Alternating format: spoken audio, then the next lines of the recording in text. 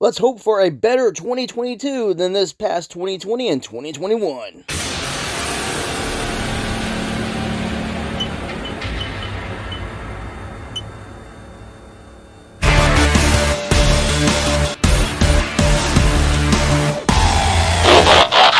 Soundwave 884 here, and it's that time of year again where we make our annual list of best and worst. I've already uploaded my worst, so you can check that out. Top 5 worst Transformers purchases of 2021.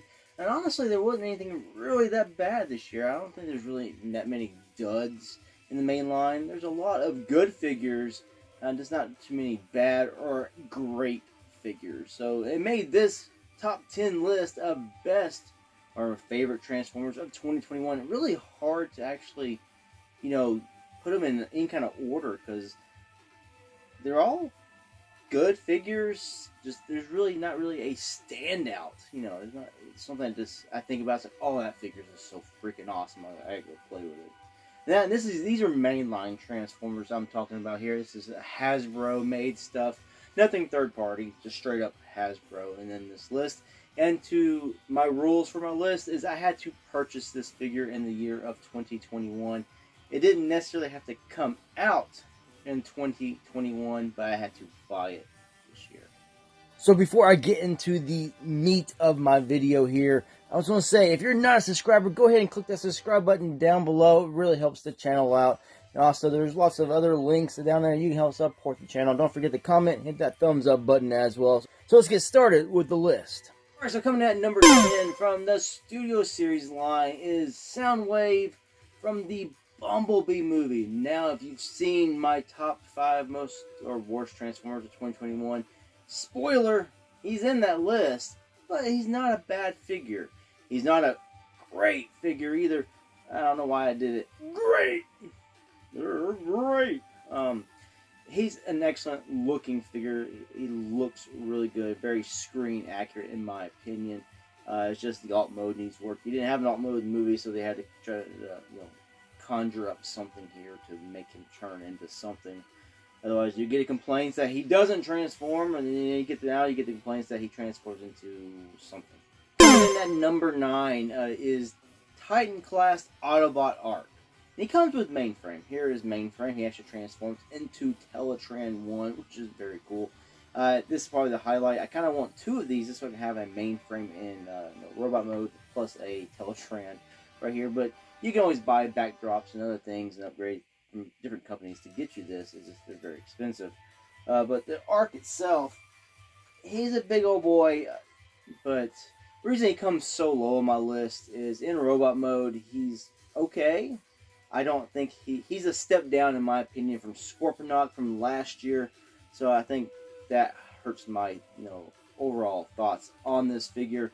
But I really do like his alt mode. The Arc is just some of the tabbing of getting it to tab in is is a letdown as well, and that's why he's so low here on the list.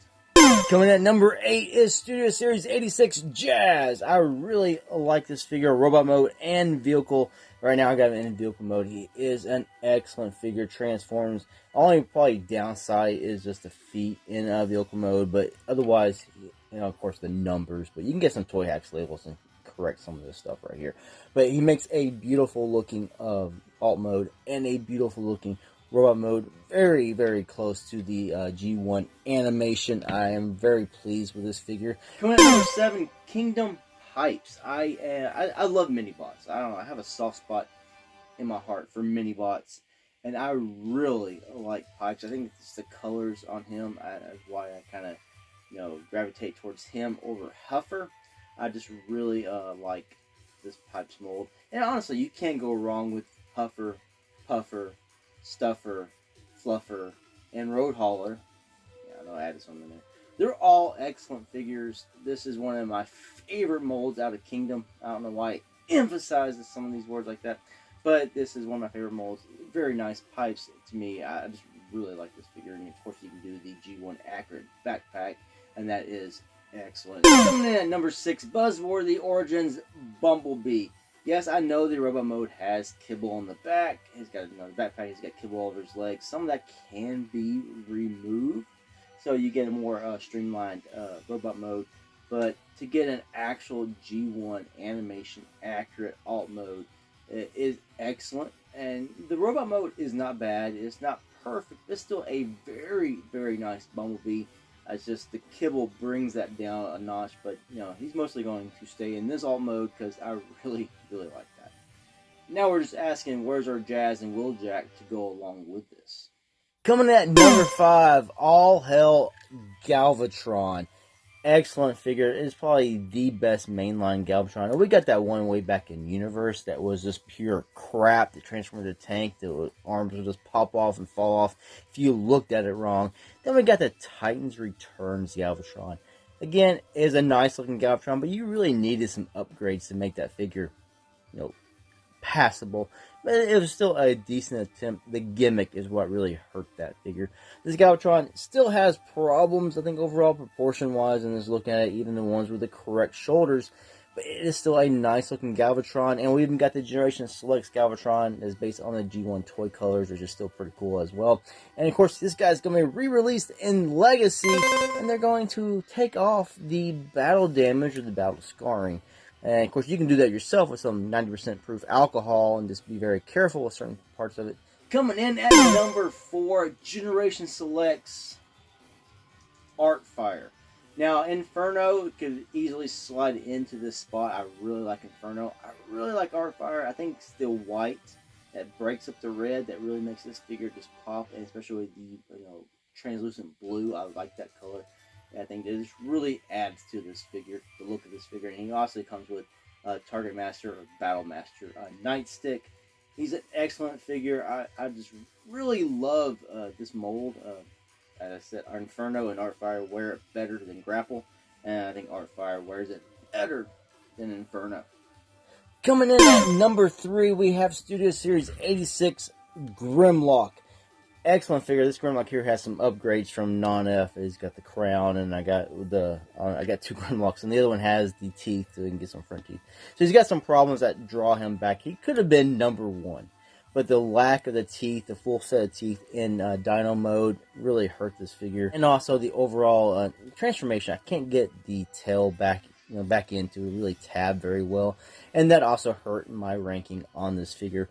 But it is the best mainline Grimlock. Up there with, the look and feel, I don't say feel, up there with the look of the masterpiece, not necessarily in the quality of build or feel, but the articulation and all that stuff, you get really good out here out of the Grimlock.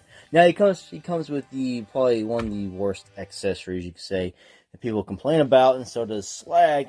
This comes with Wheelie, who doesn't transform. He's just there to sit on his shoulder or sit on him in Dino mode. And it accomplishes its goal very well for what it is intended for.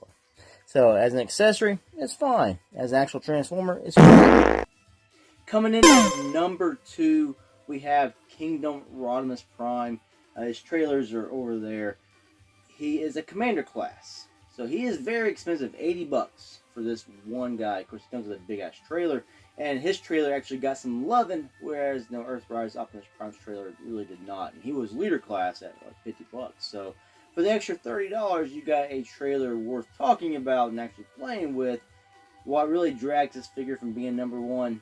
Well, I guess price could hurt it, but I'm not counting that. I'm counting the trailer because you can't get that damn thing to tab in at all. At least my copy. I have 2 copies. Neither one tabs in fully, no matter what I do. With stuff inside of it, with nothing inside of it. With being rubber banded, super glued, hot glued, your mama glued, it just does not work. So this is Rodimus Prime, excellent figure. He is probably one of the best quality feeling figures in a long time from Hasbro, in my opinion. Very much a, or use this word, masterpiece quality and a mainline bot. He's just got lots of articulation. Transformation is actually a little complex, but you can figure it out. He's got some things you gotta do right. But also some scary bits with the translucent plastic and having to tap stuff in that actually kind of freaked me out. And that's also holding him back from being on the number 1 spot. And also the head sculpt it's good for a seasoned, aged vet, but I mean, I don't know. It's fine. It's just not what I really want out of my Rodimus Prime. Alright, so before I get to my number 1 pick, I got some honorable mentions. You're like, why don't you just add it and make it like a top 15? because it's my video and I play it the way I want to. So some honorable mentions. Like I said earlier when I mentioned Kingdom Pipes, Huffer, Puffer, and Rougher, Road Hauler, doesn't rhyme. Any of these figures are excellent pickups and very good. They're all pretty much using the same mold. It's an excellent use of that mold. Also with Galvatron, you can usually slide in the Generation Selects Galvatron in place of the regular G1 animation colors Galvatron. Excellent figure, same figure, just different colors. Also, Core Class Soundwave, an excellent Soundwave at a small price and makes a little small compact cassette recorder. So you can always use this for your Netflix Soundwave when he transforms into a tape deck. Use this guy as him so he can shrink down into a more manageable size. And last but not least on my honorable mentions, Kingdom Mirage. I really like the look of this, even over the Siege Mirage. A little more clean, a little more animation, a little more G1. The alt mode is better than the Siege. Alt mode is, to me, just as good, but he did not make this list because he doesn't have a way to shoulder peg this cannon. I have got an upgrade off eBay. It's just 3D printed like plastic that you can just snaps around his upper shoulder, and you can just now peg his shoulder cannon into that. So that hurt him and made him miss my top 10. For my number one pick, it might surprise people with this choice, but I really love the overall look of this figure. Studio Series 86 Wreck-Gar. He almost looks like that KFC version of Wreck-Gar they released. He looks very spot on. Animation, everything. He just looks really cool. I really like the overall look. Now, he does have problems, of course. People will complain about the hollow thighs and stuff like that. Also, you can easily pull his legs off when you try to pull these wheels out on this copy. And you do get like bent little rubber spikes. But I think just the overall look of this figure is spot on. I love the look. He has a lot of posability. As you can see here, he can pose very well, and portions have his axe up. And you also can get him to ride himself. So you have two, and you can sit there and ride on himself. And other Transformers can also ride him in motorcycle mode. And also they're making, I think it's Junk Heap is supposed to be coming out in the Studio Series. So we're going to be getting some retoolings of the other Junkions. So you can get some army building with your Junkion. So my number one pick for Best Transformer of 2021, Studio Series 86, Wreck-Gar. So that's my top 10 list. Agree or disagree? I know most of y'all probably disagree. You can leave me your list down in the comments below. And say thanks for watching this video. Until the next ones. Peace out.